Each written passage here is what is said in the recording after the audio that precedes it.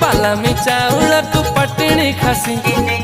बालामी चाउळकु पटणी खासी तुझिया दक्षिणी मु टोकाटा देसी बालामी चाउळकु पटणी खासी तुझिया दक्षिणी